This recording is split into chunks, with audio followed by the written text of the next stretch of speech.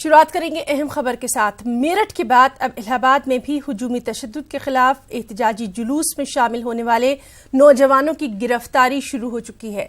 एहतजाजी जुलूस में शामिल होने वाले जिन नौजवानों को पुलिस ने गिरफ्तार किया है उनकी उम्रें 18 बरस से कम ही बताई जा रही हैं। इन नौजवानों की गिरफ्तारी के खिलाफ मकामी मुसलमानों में गम गुस्सा है कि लगातार बढ़ता जा रहा है। उधर पुलिस की ज्यादतियों के खिलाफ मकामी लोगों ने भी सड़कों पर एहतजाज करना शुरू कर दिया है। एक रिपोर्ट। खुलेआम उल्लंघन किया और मानवाधिकार का एक नियम है कि जैसे ही किसी की गिरफ्तारी होती है 24 घंटे के अंदर उसको न्यायालय के लिए या तो आप चालान करिए और उनके परिजनों को सूचना दीजिए। 3-4 दिन गुजर गए, ना उनके परिजनों को बताया गया, ना ही उनको कहीं चालान किया गया। थाने में बैठा के उनका फिजिकली मेंटली हैरेसमेंट किया गया। मजलिस इत्तेहादुल मुस्लिमीन नौजवानों की गिरफ्तारी के खिलाफ एहतजाजी मुजाहरे कर रही है। मस्जिद इत्तेहादुल मुस्लिमीन का कहना है कि उत्तर प्रदेश में जमहूरी तरीके से उठने वाली आवाजों को दबाने की कोशिश की जा रही है। MIM का कहना है कि अगर गिरफ्तार नौजवानों को फौरी तौर पर रिहा नहीं किया गया तो तंजीम सड़कों पर निकलकर एहतजाज करेगी। वहाँ पे लोग एहतजाज कर रहे थे, कैंडल मार्च निकाल रहे थे, लेकिन पुलिस वालों ने उनको एक खिलाफ बर्बरता करके उन नौजवानों को पकड़कर थाने के अंदर ठूंस दिया। जबकि हमारा संवैधानिक अधिकार है, हम एहतजाज कर सकते हैं, हम विरोध प्रदर्शन कर सकते हैं, लेकिन पुलिस हमारी संरक्षण करने के बजाय हमारे लोगों के ऊपर अत्याचार कर रही है, नौजवानों के अंदर भय पैदा कर रही है। तो इसका ऑल इंडिया मजलिस इत्तेहादुल मुस्लिमीन पुरजोर तरीके से विरोध करती है, मजम्मत करती है और हम इसकी लड़ाई सड़क से लेकर संसद तक लड़ेंगे इंशाअल्लाह ताला। जो भी इस तरह की पहली बात, मॉब लिंचिंग पूरे हिंदुस्तान में बंद की जाए और अगर मॉब लिंचिंग के ऊपर कोई आक्रोश और विरोध हो रहा है तो उसको जो दबाने का काम जो किया जा रहा है वो संविधान के एकदम खिलाफ है और इसको जो है MIM पार्टी बर्दाश्त नहीं करेगी। इसके खिलाफ हम सड़कों पर बाकायदा जो है धरना और प्रदर्शन करेंगे। ये हमारा जो है यहाँ का संविधान प्रदत्त अधिकार है जिसको जो है कोई रोक नहीं सकता है। मकामी मुसलमानों की दलील है कि जमहूरी तरीके से एहतजाज करना इनका आईनी हक है। लोगों का इल्जाम है कि रियासती हुकूमत पुलिस के जरिए जमहूरी आवाज दबाने की कोशिश कर रही है। न्यूज़ 18 उर्दू के लिए इलाहाबाद से मुश्ताक आमिर की रिपोर्ट। और हुजूमी तशद्दुद के खिलाफ जलसे के इनेकाद और वापस लौट रहे मुजाहिरीन पर पुलिस के लाठीचार्ज के बाद बेकसूर मुस्लिम नौजवानों की गिरफ्तारियों के खिलाफ आज जमीयतुल उलमा हिंद के एक वफ्द ने पुलिस के आला ऑफिसर से मुलाकात की है। जमीयतुल उलमा हिंद के कौमी सेक्रेटरी हकीमुद्दीन कासमी ने ADG और SSP मेरठ से मुलाकात करके बेकसूर मुस्लिम नौजवानों को छोड़ने का मुतालबा किया। आज मेरठ में न्यूज़ 18 उर्दू से खास बातचीत में हकीमुद्दीन कासमी ने कहा कि जेल में बंद मुस्लिम नौजवानों की कानूनी मदद करने के सिलसिले में जमीयत कानूनी चाराजोई भी कर रही है।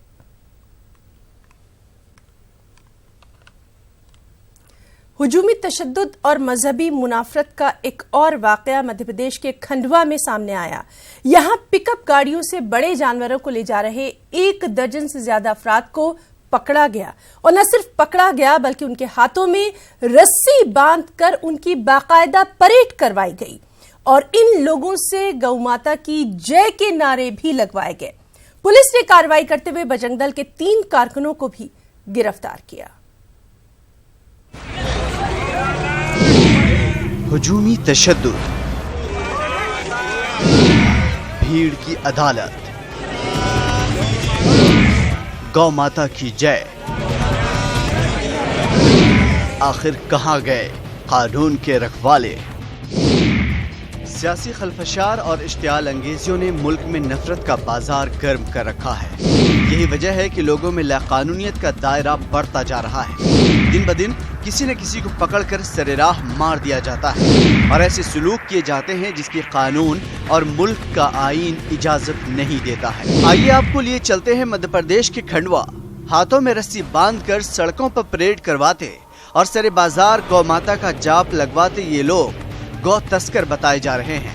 यहाँ न पुलिस है और न ही अदालत सजा भीड़ दे रही है और गौ माता के नारे भी लगाने पर मजबूर कर रही है।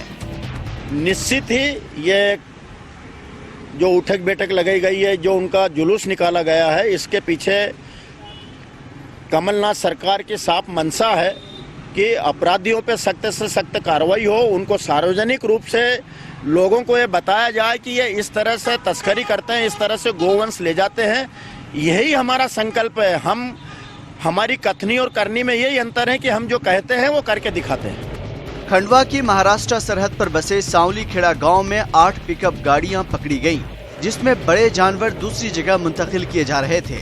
बताया जा रहा है कि फौरी पुलिस को इत्तला दी गई, लेकिन पुलिस नहीं पहुंची और फिर भीड़ ने अपना मजहबी दरबार लगाया और गौ माता की जय का नारा बुलंद करवाया। इस पूरे हादसे पर पुलिस ने कसूरवारों के खिलाफ कार्रवाई की बात कही है। आलवा थाना पुलिस ने ये कार्रवाई की है। इसमें संबंधितों के विरुद्ध FIR रजिस्टर करके बाकी संवैधानिक कार्रवाई जारी है। कितने कुछ 7-8 गाड़ियां थी जिनमें ये परिवहन किया जा रहा था अवैध रूप से। ऐसे लोगों के विरुद्ध केसेस रजिस्टर किए गए हैं और फिर कार्रवाई जारी है। सर, कुछ ग्रामीणों ने उनका जुलूस भी निकाला है, पूरी तरह से जो दोषी लोग हैं उनके विरुद्ध FIR रजिस्टर की जा चुकी है और बाकी आगे की कार्रवाई भी जारी है। MP में ही इंतजामी उमूर के एक आला अफसर नियाज खान ने गुज़िश्ता रोज ट्वीट किया था कि वो नाम बदलना चाहते हैं ताकि वो हुजूमी तशद्दुद से बच सकें। अब इस मामले में नफरत, लाकानूनियत, इंतजामिया की लापरवाही या सियासी साजिश जो भी कहें, लेकिन एक बात तो साफ है कि इस तरह के हसास मामले को नजरअंदाज करना ठीक नहीं है, वरना लोगों का भरोसा कानून और नज़्म व नस्क से हमेशा के लिए खत्म हो जाएगा और फिर शुरू होगा इंसानियत की बर्बादी का लामतनाही सिलसिला। Bureau report, news 18 Urdu. हुकूमत ने कहा है कि दहशतगर्दी पर उसकी जीरो टॉलरेंस यानी किसी भी हाल में बर्दाश्त नहीं करने की पॉलिसी है। इसीलिए दहशतगर्दी से कोई समझौता नहीं किया जाएगा, लेकिन यह भी यकीनी बनाया गया है कि किसी मासूम को बेवजह तंग हरगिज नहीं किया जाए। वजीर मुमलिकत दाखिला जी किशन रेड्डी ने आज लोकसभा में दहशतगर्दी को रोकने के लिए खिलाफ कानून सरगर्मियां इंसदाद तरमीमी बिल 2019 और कौमी तहकीकाती अथॉरिटी तरमीमी बिल 2019 पेश करते हुए ऐवान को यकीन दिलाया कि हुकूमत ये दोनों बिल दहशतगर्दी के खिलाफ अपनी जीरो टॉलरेंस पॉलिसी को जारी रखने और NIA को ज्यादा इख्तियारात देने के मकसद से लाई है। बिल पर तशवीश जाहिर करने वाले अराकीन को उन्होंने ये यकीन भी दिलाया कि ये दोनों बिल बहुत संजीदगी से और मुकम्मल वक्त लेकर ही तैयार किए गए हैं, इसलिए किसी रुकन को बिल के सिलसिले में कोई तशवीश नहीं होनी चाहिए। क्या आपत्ति है, हमारे देश में क्या आपत्ति है? और मैं पहले बताना चाहता हूं, ये बिल खाली इंट्रोडक्शन है। चर्चा के समय पे आप बात करिए, जरूर हम जवाब देंगे, हम तैयार हैं। हम टेररिज्म के विषय पर कभी पीछे हटने वाले नहीं। हम ये भी विश्वास दिलाना चाहते हैं, कोई भी गैर जिम्मेदारी व्यक्ति को इसमें कोई आपत्ति नहीं होना चाहिए। हमारा सरकार सिर्फ टेररिस्ट के खिलाफ है, कोई अन्य इनोसेंट पर्सन्स को कोई भी प्रॉब्लम नहीं होगा। पूरा हम इसमें काम करेंगे, वैसे हमारा सरकार रहेंगे। मैं संसद से आपके द्वारा सभी जो सवाल उठाए, मैं आदरणीय संसद जी से निवेदन करना चाहता हूं, आप डिस्कशन करेंगे। डिस्कशन समस्या जो भी समस्या आप उठाइए, हम जवाब देने को तैयार है। और दूसरा और एक विषय आप पहले किसको बताए नहीं, अध्यक्ष जी, ये free legislative consultation was done. This draft amendment bill was uploaded on ministry of website on 19 December 2016। Website में हम सबको जनता के सामने लगाने के बाद जितने भी सुझाव आया, हम सुझाव लेके ये बिल ऐसे लाए। मेघालय के गवर्नर तथागत रॉय ने इतवार को नोबल इनाम याफ्ता अमर्त्य सेन के जय श्री राम से जुड़े तबसरे की तनकीद की। रॉय ने कहा कि अमर्त्य सेन ने इकोनॉमिक्स में नोबल अवार्ड जीता है और उनको अपने ही मौजू पर तवज्जो देनी चाहिए। तथागत रॉय के मुताबिक राम राजा तला और सिरामपुर मगरबी बंगाल में है या कहीं और, क्या हम भूत प्रेत से डरते हुए राम राम नहीं कहते? उन्होंने इकोनॉमिक्स में नोबल अवार्ड जीता, उनको अपने मौजू पर ही तवज्जो देनी चाहिए। वाज़ेह रहे कि गुज़िश्ता जुमे को अमर्त्य सेन ने कहा था कि इन दिनों मुल्क में जय श्री राम का नारा लोगों को पीटने के लिए इस्तेमाल किया जा रहा है और इसका बंगाली तहजीब से कोई लेना देना है ही नहीं।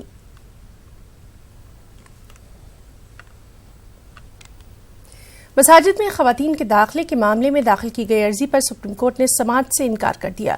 ये अर्जी केरल हिंदू महासभा के सदर ने दाखिल की थी। सुप्रीम कोर्ट के मुताबिक केरल हिंदू महासभा का इस मामले से कोई लेना देना नहीं है, इसीलिए इस मामले में समाअत नहीं हो सकती। अगर मुस्लिम खवातीन ने अर्जी दाखिल की है तो गौर किया जा सकता है।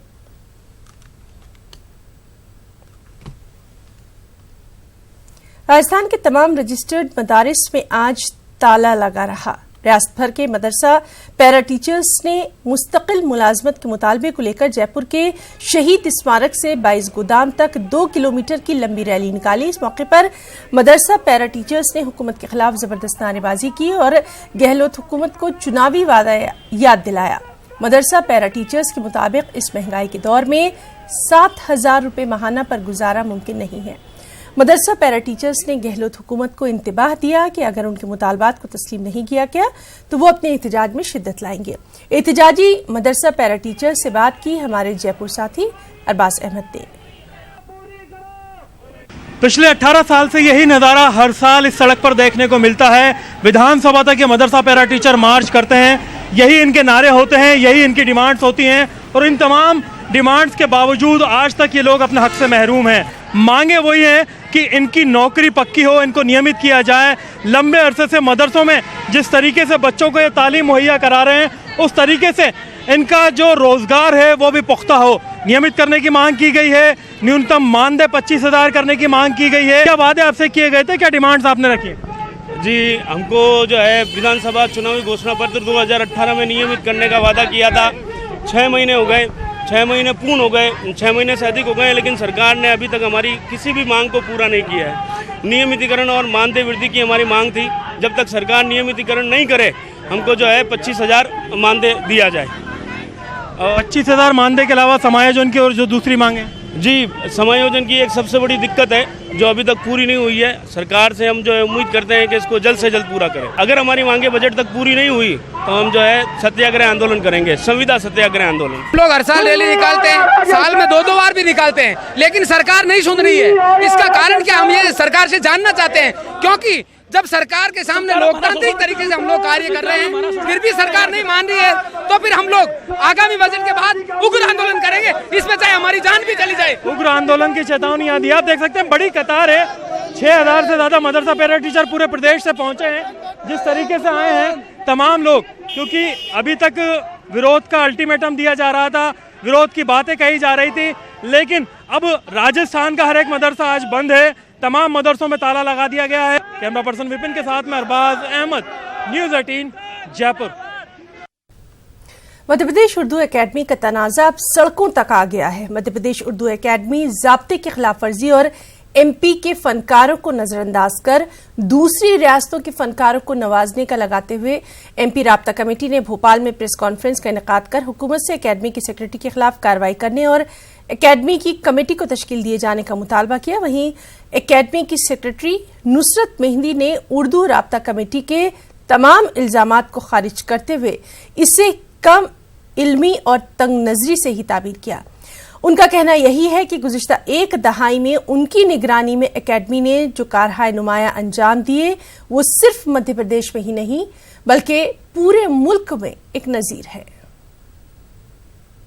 मेरी डिमांड ये है कि यहाँ सबसे पहले जनरल बॉडी कार्य और वर्किंग कमेटी और चेयरमैन का मसला हल किया जाना चाहिए ताकि अकेली सचिव की मनमानी खत्म हो और सचिव को फौरन यहाँ से अपने पेरेंटल डिपार्टमेंट वापस करके यहाँ दूसरे सचिव का इंतजाम करना चाहिए, क्योंकि इन्होंने अपनी जड़ें बहुत गहरी कर रखी हैं और ये भाई चारा और अपने मित्रवाद और अपनी पेट भर रही हैं। उर्दू एकेडमी से किसी भी तख्लीकार को, किसी भी साहित्यकार को फ़ायदा तो होता ही है, लेकिन उसके अपने जो उसका टैलेंट होता है उसके भी उसमें मार्क्स होते हैं।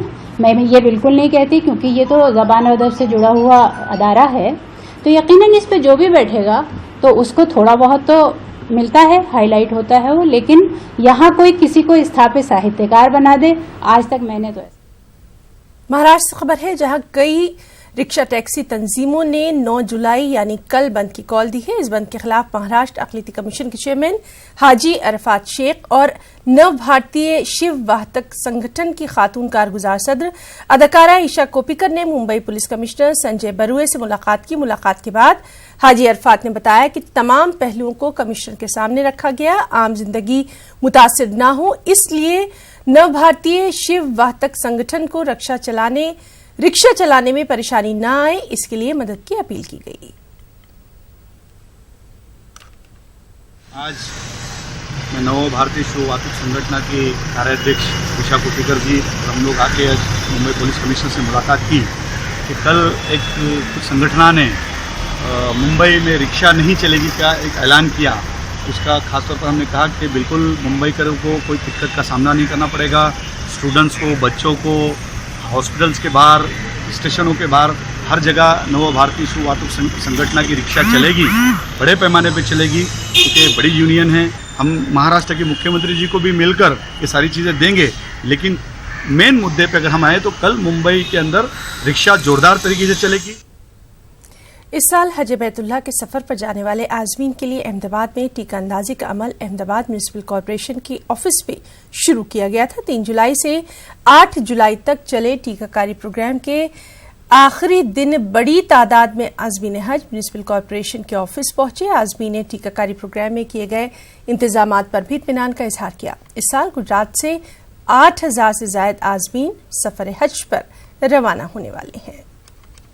कुछ लोग ही बाकी है, इंशाल्लाह शाम तक हज कमेटी के तमाम हाजी पूरे हो जाएंगे। हम ये किया गया है कि पानी का इंतजाम है, बैठने की कुर्सी का इंतजाम है और हम लोगों के लिए भी टेबल वगैरह का इंतजाम हज कमेटी ने किया। अल्लाह के बहुत लाख लाख शुक्र है कि हमारा हज कमेटी की तरफ से पास हुआ है और हज कमेटी वालों का बहुत बड़ा जो है योगदान रहा टीका लगवाने का भी, और टाउन हॉल में सीखने सिखाने का भी प्रोग्राम बहुत अच्छा रहा इन लोगों को। 7-8 ट्रेनर हैं और उसके अलावा बहुत से मुतेरे साथी हैं जो हमारे साथ खिदमत में जुड़ते हैं और बहुत बेहतरीन तरीके से खिदमत को अंजाम देते हैं और हाजी खुश होकर जाता है। यहाँ हम दवा टीका लगवाने आए, अच्छा इंतजाम है। अपने हिंदुस्तान के लिए मांगेंगे, अपने सारे दुनिया के लोगों के लिए मांगेंगे, हर एक के लिए मांगेंगे, क्योंकि सारे इंसान हमारे भाई है।